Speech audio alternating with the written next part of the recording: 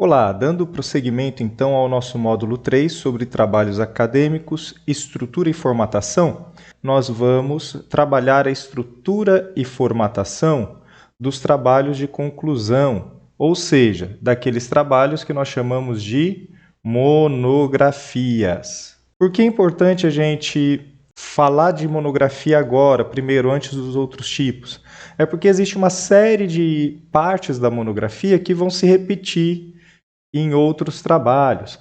Então é mais fácil a gente falar agora de monografia, que é o que tem mais elementos pré-textuais, o que tem mais elementos pós-textuais, e depois a gente fala dos outros, e vai ficando mais fácil por conta de que a gente já explicou uma série de coisas aqui no trabalho de conclusão. Obviamente que a sua instituição pode ter normas que permitem outros tipos de trabalho de conclusão. Então, isso tem que ser visto a cada instituição. Geralmente são monografias e vem tendo uma vertente cada vez maior de se aceitar artigos como trabalho de conclusão dos cursos. Dito isso, nós vamos para a estrutura das monografias. Essa estrutura aqui eu tirei diretamente do documento da ABNT, para nós simplesmente listarmos todos os elementos necessários. Nós temos a parte externa, que é a capa e a lombada. Nós temos na parte interna, então no miolo do trabalho, a folha de rosto,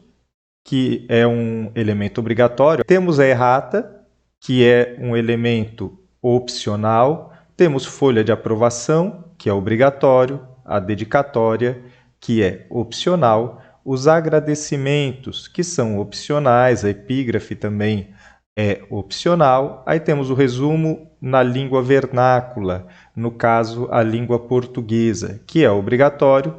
Temos o resumo em língua estrangeira, geralmente falamos em língua inglesa, mas pode ser qualquer língua estrangeira moderna pela norma, que também é obrigatório. Aí, lista de ilustrações, que a gente vai ver que é opcional, mas nem tanto, vai depender do caso. O mesmo com a lista de tabelas e o mesmo com a lista de abreviaturas e siglas. Lista de símbolos também. Estes são opcionais, mas há casos em que se recomenda que se faça. Além disso, nós temos como elemento pré-textual, o último dos elementos pré-textuais, o sumário, que é um elemento obrigatório. Depois de nós vermos toda esses elementos pré-textuais, nós temos os elementos textuais, que são introdução, desenvolvimento e conclusão. E depois vem os elementos pós-textuais, que servem para a gente colocar os materiais de fundamentação do texto. Então, nós temos as referências, que é um elemento obrigatório, e os demais são elementos opcionais. O glossário, os apêndices, os anexos e os índices.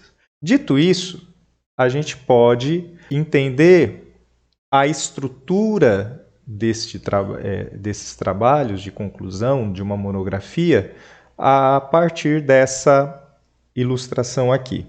Essa ilustração ela está de acordo com a ABNT e foi elaborada pela Escola Superior de Propaganda e Marketing. Aqui nós podemos ver a ordem, o que vem em ordem do começo para o final. A primeira coisa que nós temos é a capa e a folha de rosto, que são elementos obrigatórios. Tudo que está em vermelho é obrigatório, tudo que está em verde é opcional, tudo que está em amarelo é obrigatório quando aplicável. Nós temos os elementos em rosinha aqui em salmão, os elementos pré-textuais, em azul os elementos textuais e em cinza os elementos pós-textuais. Dessa forma a gente consegue visualizar esses elementos.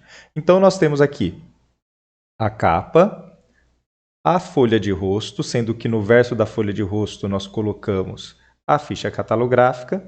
Temos errata, dedicatória, agradecimento e epígrafe, todos esses elementos opcionais.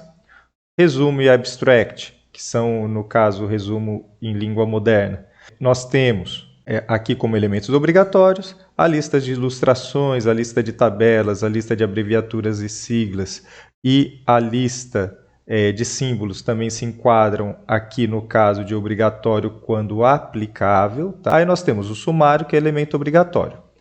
Todos esses elementos pré-textuais, eles são contados, os números das suas páginas. Essas páginas são contadas, mas não são numeradas. A gente vai indo passo a passo na construção de um modelo pré-formatado, assim como nós fizemos na formatação geral. Nós vamos pegar um arquivo e vamos fazendo passo a passo esse modelo pré-formatado. Ao final, somente ao final, eu vou fazer um tutorial mostrando como que faz essa questão de suprimir o número das páginas nas folhas iniciais. Depois, nós começamos a numerar, então, a partir da primeira página da introdução.